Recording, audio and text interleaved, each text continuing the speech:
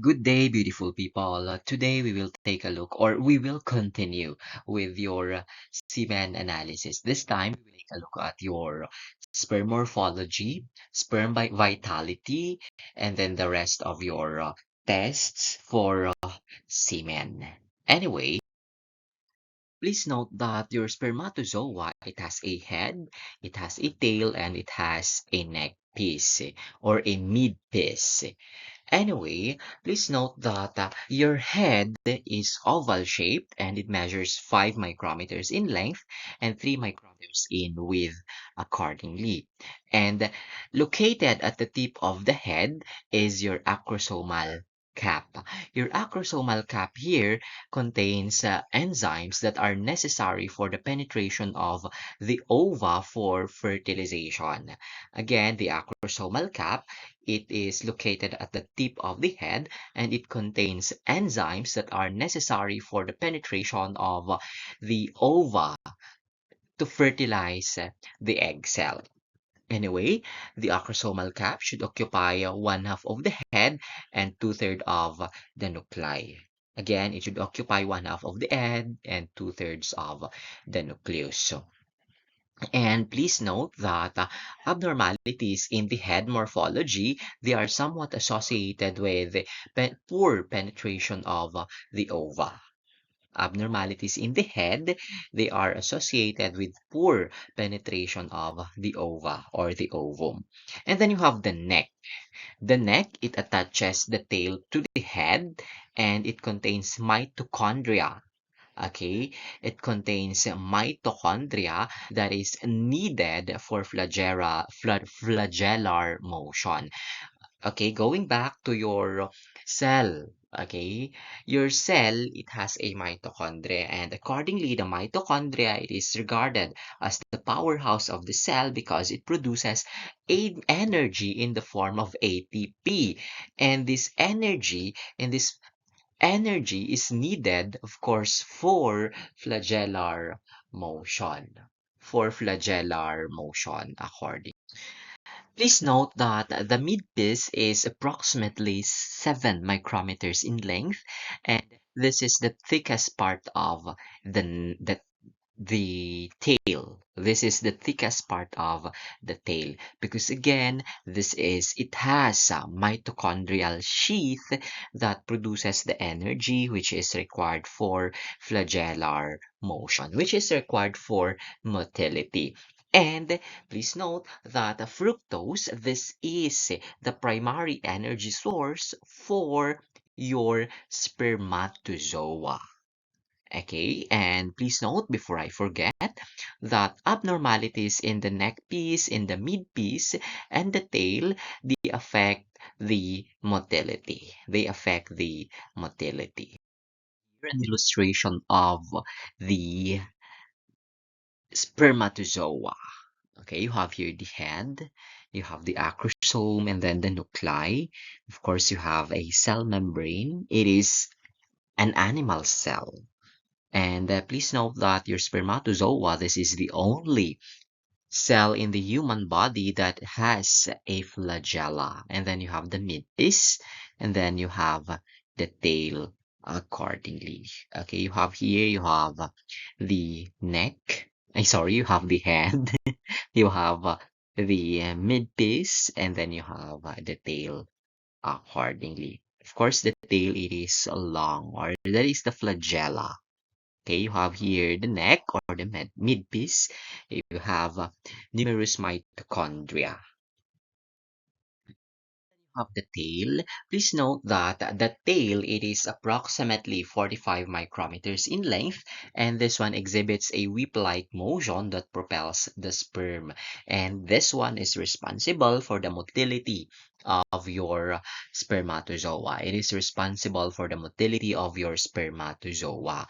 And please note that your head and the tail, the tail is important for motility while the head is important for penetration of the ovum. And yes, in sperm morphology, you need to prepare a smear. You need to prepare a sperm smear. You need a sperm smear that is yes, you need to prepare a sperm smear. using your wedge technique. And yes, you need to air dry and you need to stain with Papa Nicolau, stain with Gemsa with rights, or you can make use of shore stain as SHORR. Okay, the Papa Nicolau stain, this is the stain of choice, or yes, this is the stain of choice. Why? Because it does not require, it is the best staining method because it does not require heat fixation accordingly. However, the stain, okay, the stain to be used in the laboratory is by preference. It depends on the preference of the laboratory. If they want GEMSA, if they want Papa Nicolau, or if they want Shore. Okay, that is the preference. But then the best staining method for sperm morphology is Papa Nicolau stain accordingly. In after staining the sperm smear or the semen smear, you evaluate at least 200 sperm cells under oil immersion field.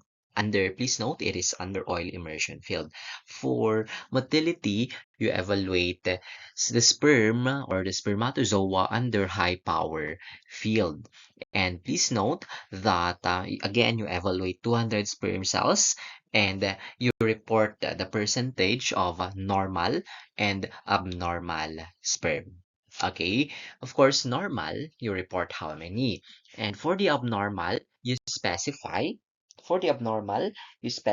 what type of abnormality is present. If that is double head, pinhead, double tail, and the rest. You specify and then you give the percentage. If double head, 5%. Okay, pinhead, 4%. Double tail, 50%. Okay, something like that. That is for your sperm morphology. Here are routinely identified abnormalities of the spermatozoa. Okay, for the head, you have double heads, giant head, amorphous head, pinhead, tapered head, and constricted heads accordingly. For the tail, you have a double tail or a coiled tail or bent tail. For the neck piece, it can be abnormally long. And please note that this abnormally long neck piece may cause the head to bend backwards and may interfere with motility. Okay, you have two types of criteria for sperm morphology. You have the routine one, and then you have the Kruger-Streak criteria. Okay, you have the routine and you have the Kruger-Streak criteria accordingly. For the routine criteria, the normal value is 30% greater than normal. Okay, greater than 30% normal morphology, sorry, greater than 30% normal morphology. While for your Kruger-Streak criteria, the normal value is greater than 14%. Okay, the normal morphology is greater than 14%. In Kruger-Streak criteria, it includes measuring the head, the neck, and the tail. Okay, you measure the size of the head, the neck, and the tail, as well as you measure the acrosome size. You measure the acrosome size. Aside from measuring the acrosome size, you evaluate for the presence of vacuoles. You evaluate for the presence of vacuoles accordingly. Inclusion of measuring the head, neck, the tail, and the acrosome makes it the strict criteria. It makes it the strict criteria accordingly. Anyway, in measuring in measuring the head, the neck, the tail, the acrosome, you need to, or it requires, your Kruger-Streak criteria actually requires the use of stage micrometer or morphometry to measure the head, the neck, the tail, and the acrosomal caps to measure the size of these ones. Okay, please note that this Kruger-Streak criteria is not recommended it is not routinely done. Please note, it is not routinely done in the laboratory, but it is recommended by WHO. This one is recommended by WHO. Kruger-Strick criteria is recommended by WHO. And please note that this Kruger-Strick criteria or the evaluation using Kruger-Strick criteria is an integral part of evaluation in assisted reproduction. This one is needed, okay, or integral part of the evaluations in assisted reproduction. Up here, the morphology, normal morphology of a spermatozoa. This is the normal morphology. You have here an abnormal one. You have a double head. You have a giant head. Please note that it doesn't mean that if a giant head was able to penetrate the spermatozoa, it doesn't mean that the head of the baby will be giant also. Okay, and then you have a morphous head for this one. You have a pinhead, you have a coiled tail, you have a double tail. Okay, please note for pinhead, it is smaller. The size of the head is smaller than normal. Same with tapered head. Please note it's tapered. And then you have constricted head, double tail, and then a spermatid.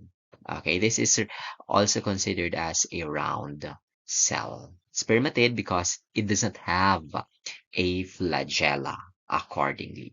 Okay, those are your normal and abnormal morphologies of the spermatozoa. Let's take a look at your abnormal results here, okay, and possible abnormality and further testing. Anyway, if you have a decreased motility with normal count, the possible abnormality is viability or vitality of the sperm or the spermatozoa.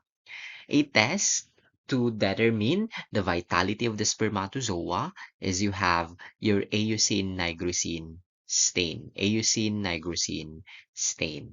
Okay, to determine the vitality of the spermatozoa. What if you have this decreased count? Decreased count. Okay, there is lack of seminal vesicle support medium. Okay, and a follow-up test for decreased count is your fructose levels. Okay, you evaluate or you measure the levels of fructose. And then you have a decreased motility with clumping. Decreased motility with clumping. You have male. There is a possible presence of male anti-sperm antibodies. Possible presence of male anti-sperm antibodies, and this test or the follow-up test for this decreased motility with clumping is mixed agglutination reaction and immunobid tests. And then you have normal analysis with continued infertility, possible abnormality, presence of female anti-sperm antibodies. So for this one, the problem is already with the woman. Okay, and the test for this one, the test, serum agglutination with, sperm agglutination with female serum. Okay, sperm agglutination with female serum. Anyhow, let's take a look at your sperm vitality. Please note that sperm vitality should be assessed within 1 hour after ejaculation. Okay, and yes, your sperm vitality is requested if a specimen has a normal sperm concentration with markedly decreased motility. Sperm vitality tests should be done or should be requested if there is a normal sperm concentration with markedly decreased motility accord or the what you call this, or if the motility or if there is or this if the sample has less than about 40% progressive motile spermatozoa, or again, okay, markedly decreased sperm motility, or if the sample has less than about 40% progressive motile spermatozoa. Okay. However, sperm vitality may be determined routinely on all samples. Okay, sperm vitality may be determined on all, I mean, routinely on all samples. But then this is special, okay? Special, okay? Special request if, okay, the sperm motility is markedly decreased. Okay, the sperm vitality can provide a check on the motility evaluation since the percentage of dead cells should not exceed the percentage of immotile spermatozoa. Again, your sperm vitality is a test that can provide a check on the motility evaluation since the percentage of dead cells should not exceed, okay, the percentage of immotile spermatozoa. The percentage of viable cells in sperm vitality normally exceeds that of motile cells. They normally exceed the percentage again of viable cells, normally exceed the motile cells or yes, okay, the cells with motility. In sperm vitality, the percentage of live spermatozoa is assessed by identifying those with an intact cell membrane from dye exclusion or by hypotonic swelling. Okay, so yes, you can, what do you call this? You can assess the sperm vitality using dye exclusion or hypotonic swelling. Okay, the easier one here is just to stain. Okay, dye exclusion. You stain the cells. Okay, so for the procedure, you utilize AUC nigrosin stain for this one. This is a dye exclusion method. AUC nigrosin staining is a dye exclusion method accordingly.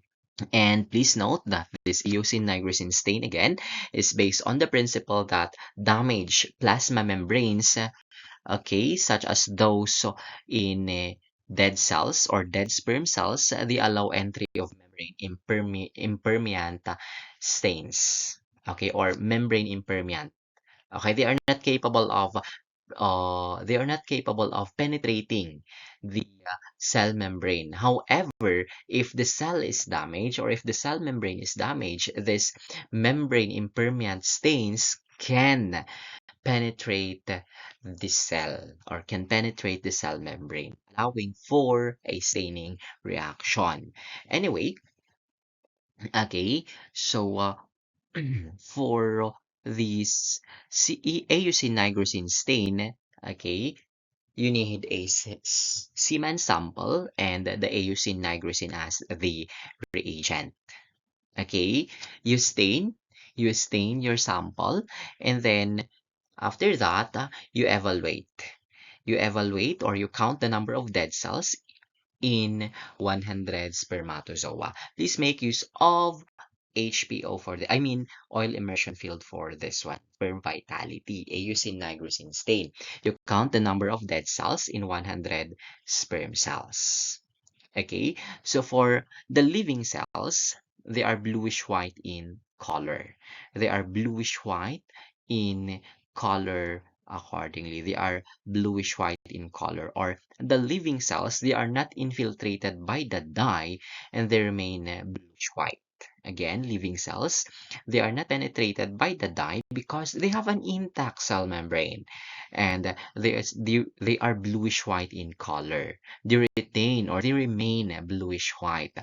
While your dead cells, your non-viable cells, or your dead cells, or your non-living cells, or non-living, or your dead cells probably.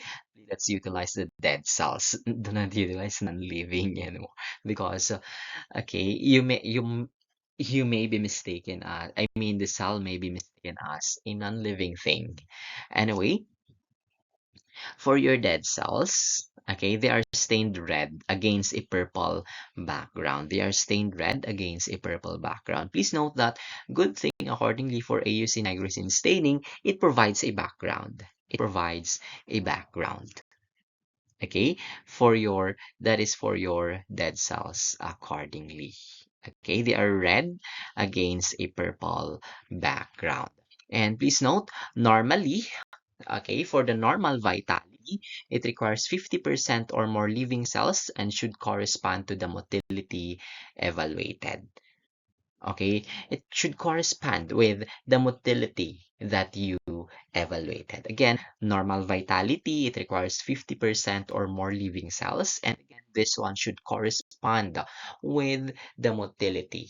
Okay, it should correspond with the motility. And yes, however,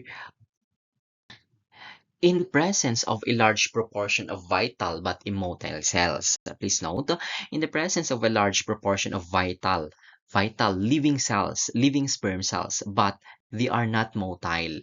Okay, this one may indicate a defective flagella. Okay, it may indicate a defective flagella.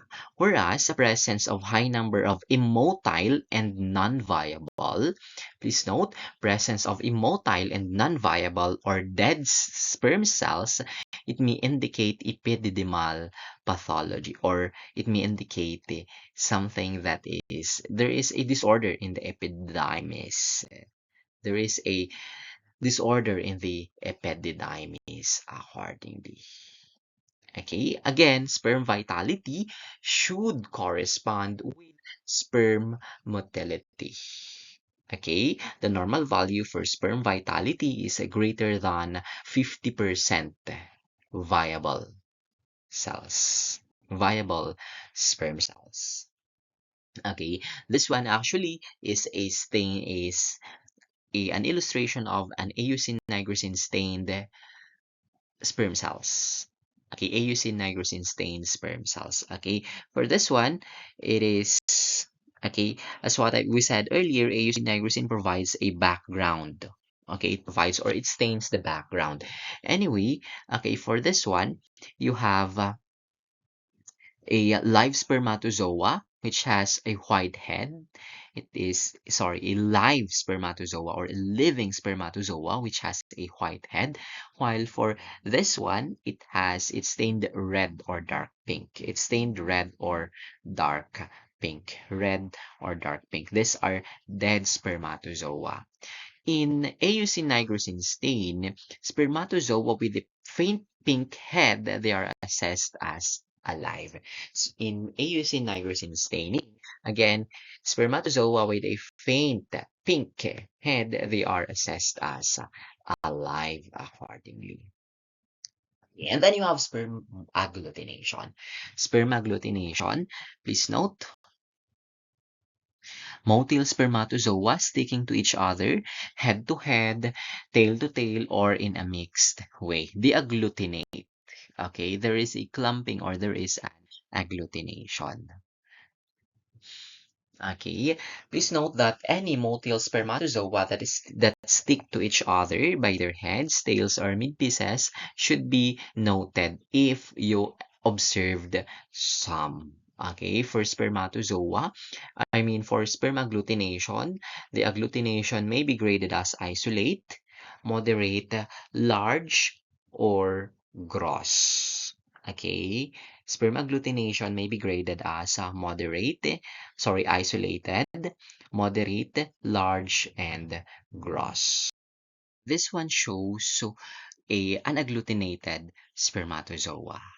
Okay, when you say isolated, there is greater than or less than, sorry, when you say isolated, the agglutination uh, is minimum, okay, or there is less than 10 sperm cells that agglutinate. Okay, there is less than 10 sperm cells that agglutinate, and many are free. Okay, when you say moderate, this one actually is a moderate. Head to head, please note these are head to head, head to head, head to head, and then you have tail to tail for this one, tail to tail.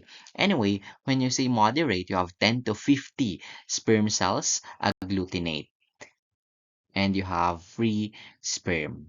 When if it's large, then you have greater than 50 sperm agglutinates. When you say large, when you grade it as large, you have greater than 50 sperm cell agglutinates. And some sperm cells are free. And when you say gross, okay, when you say all sperm agglutinated and agglutinates interconnected. That is for your gross. Again, when you say gross, all sperm agglutinated and agglutinates interconnected.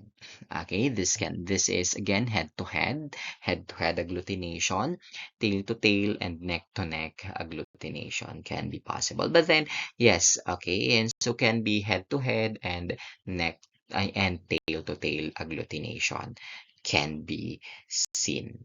Anyhow, take a look at your chemical tests. First on the list here is your fructose test. Your fructose, okay, this one is the energy source of your spermatozoa.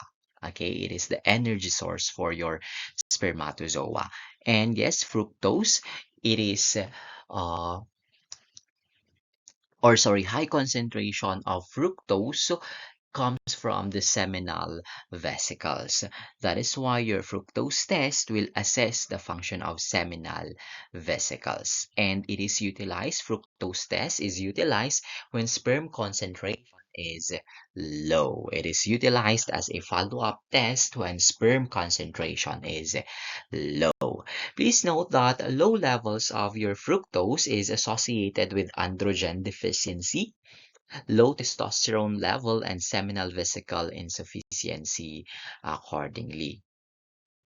And low sperm concentration may be caused by lack of the support medium produced in the seminal vesicles. And this one can be indicated by a fructose level that is low to absent in the semen. Okay, again, what you call this? Low concentrations of fructose may be caused by lack of support medium that is produced in the seminal vesicle, and it can be indicated by a fructose level that is low to absent in the semen accordingly. As what we said earlier, your low fructose levels are caused by abnormalities in the seminal vesicles, bilateral congenital absence of the vas deferens or obstruction of the ejaculatory duct, as well as partial retrograde ejaculation and androgen deficiency accordingly. Please note that you test or yes, you determine immediately the levels of fructose present in the sample, okay, to avoid fructolysis. But then if you cannot test right away the fructose levels, you please freeze the sample. If you cannot test the sample within 2 hours, you freeze the sample to prevent fructolysis. Okay, to prevent fructolysis. Your fructose, okay, is okay, your fructose, the fructose levels, they are screened with using the resorcinol tests. How is this done? 1 ml of semen plus 9 ml of the reagent. Of course, the reagent is resorcinol. Okay, 1 ml of semen as a sample and then 9 ml of resorcinol as the reagent. Okay, and yes, the positive result or presence of fructose is indicated, presence of enough fructose is indicated by an orange-red color. It is indicated by an orange-red color. Okay, you can also measure fructose, okay, using spectrophotometric tests, using spectrophotometric methods, okay, which will give you a value, a quantitative value. Okay, so the normal value of fructose in the semen is greater than or equal to 13 micromoles per ejaculated. The normal value is greater than 13 micromoles per ejaculate. Of course, the good thing for spectrophotometric is it will give you a value if it is low or if it is high. Okay, for this one, for resorcinol test, it is qualitative. It is qualitative. Presence of orange means presence of fructose. Okay, but then it will not give you a value. Anyway, you have your Florence test. This one is a test for your choline. And you have your Barbierus test for spermine. Florence test, Okay, it utilizes potassium iodide and iodine crystals. Okay, and the positive result is a brown rhombic crystal under the microscope. Positive result is a brown presence or formation of brown rhombic crystals or brown rhombic crystals under the microscope. Okay, you actually mix potassium iodide, iodine, of course, you need your sample here is semen still. Okay, semen, and then potassium iodide and iodine crystal, and then, okay, you examine under the microscope. Okay, presence of brown rhombic crystals under the microscope is the positive result for choline. Your test for choline here, your choline and spermine, these are your choline and spermine, these are produced by the prostate, tama? Anyhow, your Barbierus test, this is your test for spermine, and it utilizes picric acid and trichlora and TCA. Okay, and the positive result is yellow life structures. Still, you examine microscopically the yellow life, I mean yellow leaf-like, sorry, yellow leaf-like structures. Okay, yellow, examine microscopically, and the positive result of Barbierus test for spermine is yellow leaf-like structures under the microscope. And then you have your spin Barkett test. This is a test for tenacity of the mucus. And then you have your Sims-Hunter test. This is a post-coital test that evaluates the ability of the sperm to penetrate the cervical mucosa. Okay, it evaluates the ability of the sperm to penetrate the cervical mucosa. Have your other tests here. However, please note that a decrease in neutral alpha glucosidase, decrease in glycerophosphocholine, and decrease in L-carnitine suggests disorder in the epididymis. Okay, while decrease in zinc, citric acid, glutamyl transpeptidase, and acid phosphatase indicate lack of prostatic fluid. Okay, neutral alpha glucosidase, okay, decreased is indicated by disorder of the epididymis, while okay, decreased in zinc, citric acid, acid phos, as well as glutamyl transpeptidase, it indicates lack of prostatic fluid. Of course, you have here the normal value for these substances. You have the normal value for these substances. Your anti-sperm antibodies. Your anti-sperm antibodies, please note they are not normal. They are not normal because normally your blood testis barrier, it separate the spermatozoa and the blood. Okay, because somewhat your immune system will identify the components, okay? Or it will identify your spermatozoa or the components of your testes as non-self or as a foreign body. That is why you have your blood testis barrier. Okay, it will separate, okay, it will prevent the immune system to attack your sperm cells. Anyhow, please note that your anti-sperm antibodies, they are produced due to the disruption of blood testis barrier, exposing the sperm cells to the male immune system. Or the sperm cell is damaged and the surface determinants elicit immune response by the female immune system. Please note that aside from, I mean, that uh,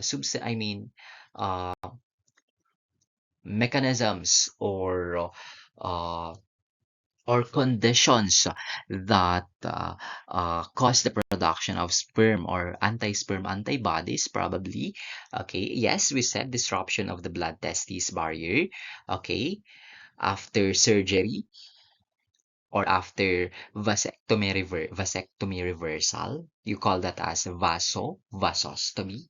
When you say vasostomy, that is reversal of the vasectomy. Aside from that, trauma, of course, trauma can damage the blood-testis barrier, and infection. Infection can damage the blood-testis barrier. Okay? And antigens on the sperm will produce an immune response that will damage the sperm accordingly. Okay, so you have vasostomy. These are mechanisms, or these are conditions that will cause the production of anti-sperm antibodies. Your anti-sperm antibodies, they may be present in a male subject if clumps of sperm are observed during the routine semen analysis. And if clumps are observed during the routine semen analysis, okay, a follow-up test should be performed. Okay, please note, positive anti-sperm antibodies or presence of anti-sperm antibodies may be indicated by clumps of sperm during the routine examination.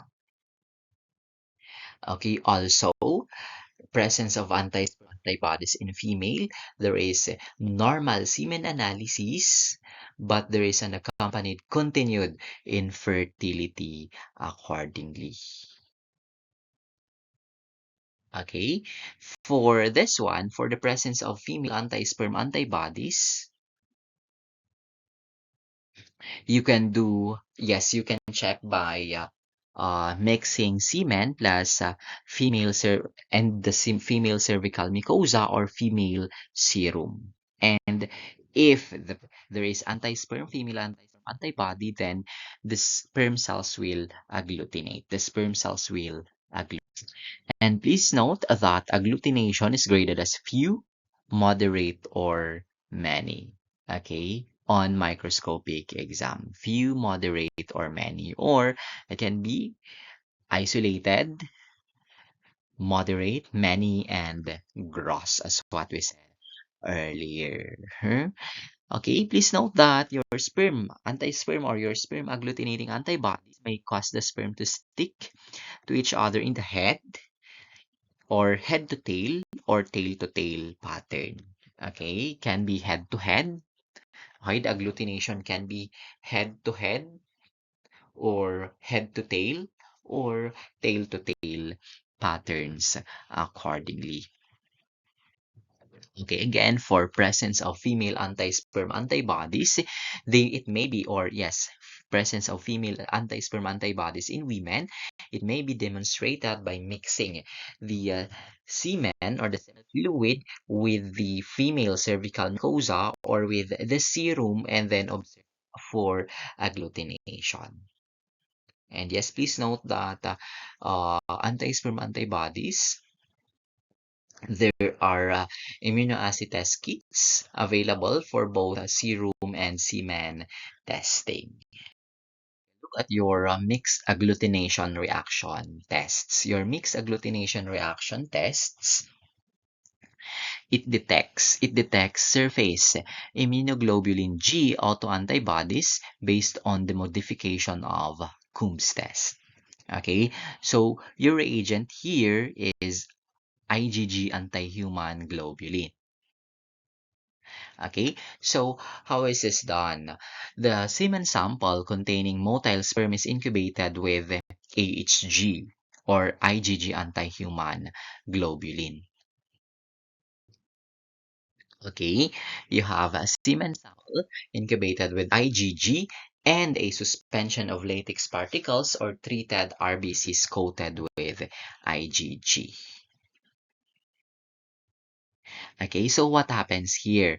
Okay, your bivalent anti-human globulin binds simultaneously to both the antibody on the sperm and the antibody on the latex particles, or on the red cells, forming a microscopically visible clumps of sperm and particles of cells. There is an agglutination.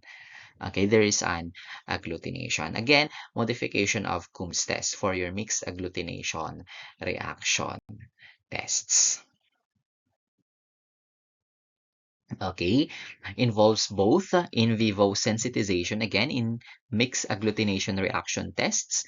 I mean, in MAR, it involves both in vivo sensitization of sperm cells by your anti-sperm antibody and in vitro sensitization of RBCs or latex beads. And yes, okay, as for the procedure, sample plus sensitized red cells plus IgG anti-human globulin. Okay, you incubate and then you observe, you examine microscopically. Okay, observe or evaluate for the presence of agglutination. Positive result for this one is greater than 50% agglutination. Positive result is greater than 50% agglutination. That is for your mixed agglutination reaction test. While for less than 10%, okay, less than 10% of the motile sperm attached to the particle is considered as normal. Less than 10%. The positive result is greater than 50% agglutination. And then you have your immunobead test. Your immunobead test, it demonstrates the area of the sperm being affected by autoantibodies. Okay, it may indicate what part it the hair, if it's the head, if it's the tail, or the midpiece. Okay, so you have proportions of the spermatozoa which are coated with antibody. So again, it determines the antibody class also, if it's IgG type, IgA, or IgM. Okay, immunobid again, it determines the localization of the antibodies or the spermatozoa that is affected. Okay, for this one, if the antibody is head directed, it will interfere with the penetration. If the antibody is tail directed, it will affect the motility through the cervical mucosa. If that happens, okay, if the motility is affected, the spermatozoa will not reach the ova to penetrate the ova for fertilization. Anyway, okay, so how is this done? Immunobid. You have your sperm cells plus polyacrylamide beads to be coated with anti-IgG, to be coated with anti-IgM, or to be coated with anti-IgA. Okay, whatever the reagent you are using. Again, sperm or sperm cells plus polyacrylamide beads to be coated with anti-IgG with the antibody, either IgG, anti-IgG, anti-IgM, or anti-IgA. And yes, you examine microscopically. Microscopic exam may show the beads attached in particular areas accordingly.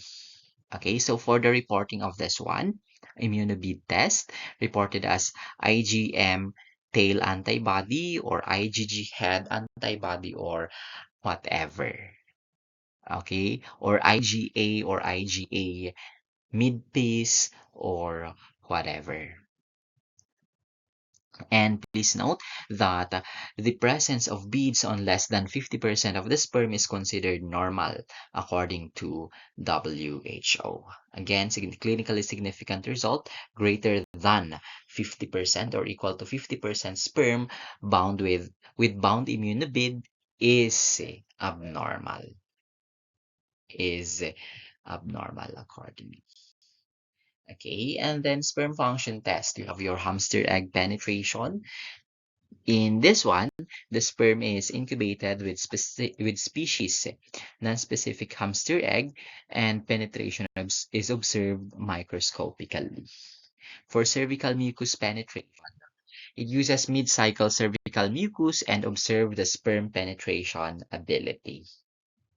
Please note sperm function tests. And then you have your hyposmotic swelling. This is a test for sperm viability or vitality. Hyposmotic swelling, it is a test for sperm vitality. And yes, you test for the membrane integrity and viability of the sperm in low sodium concentration. Hyposmotic swelling.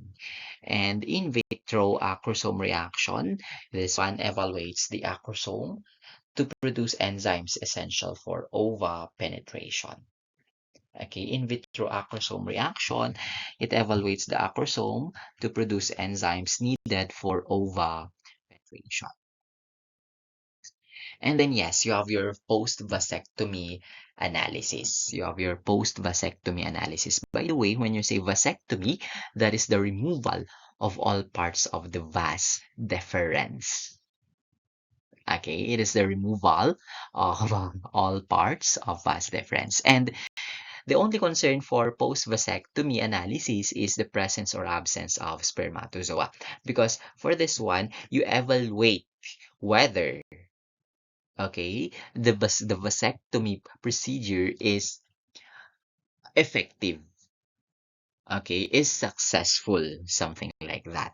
Okay, okay, if you evaluate if the vasectomy procedure is successful. Anyway, please note that a single motile sperm on a wet preparation is an indication of an unsuccessful vasectomy. Okay, please note that your vasectomy, this is a what you call this, a birth control for males. This is a birth control for males. Anyway, your post vasectomy analysis, okay, will start 2 months post vasectomy until 2 consecutive monthly sample shows no spermatozoa. Okay, 2 months after vasectomy and then monthly interval na. Okay, so you have after vasectomy, 2 months after vasectomy, okay, you do semen analysis. Okay, and then the next month, and the next month, you do semen analysis because accordingly, monthly intervals, tested at monthly intervals after 2 months of the vasectomy procedure. Okay, 2 months post vasectomy and monthly intervals until 2 consecutive monthly samples shows no spermatozoa. Because again, a single motile sperm on a wet preparation is an indication of an unsuccessful vasectomy. And please note that the length of time required for complete sterilization can vary greatly among patients and depends on the time and number of ejaculations. Okay, again, the length of time required for complete sterilization can vary greatly among patients and depends on both time and number of ejaculations accordingly. Okay, please note that finding a viable sperm or finding a single sperm, finding a single motile sperm on a wet preparation indicates an unsuccessful vasectomy. Okay, and it's not uncommon. Okay, finding viable sperm in a post-vasectomy sample is not uncommon. And care should be taken not to overlook the specimen, okay, or not to overlook that single sperm, because again, that single sperm can penetrate or can fertilize an ova. That single sperm can fertilize an ova. Okay, please note if the wet preparation is negative, then you follow up, you centrifuge the sample, and then you centrifuge the sample for 10 minutes and examine the sediment. Okay, examine the sediment. Again, 2 consecutive monthly samples shows no spermatozoa. It means, yes, okay, the patient is sterile already. The patient is sterile already. In case of medical legal cases, okay, or in cases of alleged rape or sexual assault, okay, microscopic exam can be employed to detect or to, yes, to detect the presence of spermatozoa. Okay, and in microscopic examination, uh, it is enhanced by silene underface contrast. Okay, microscopic examination is enhanced by silene underface contrast. Okay, and please note that motile sperm can be detected up to 24 hours after intercourse inside the body. Okay, inside the cervix, inside the vagina. Anyway, again, motile sperm can be detected up to 24 hours after sperm. Please note it's motile inside the body, ha? Again, inside the body, in the vagina, in the cervix, or in the cervix, yes, in the uterus, something like that. Okay, inside the female reproductive organ or female reproductive system. While non-motile sperm cells can persist up to 3 days. Non-motile sperm cells can persist up to 3 days, and the head may remain and may be present for 7 days after sexual intercourse.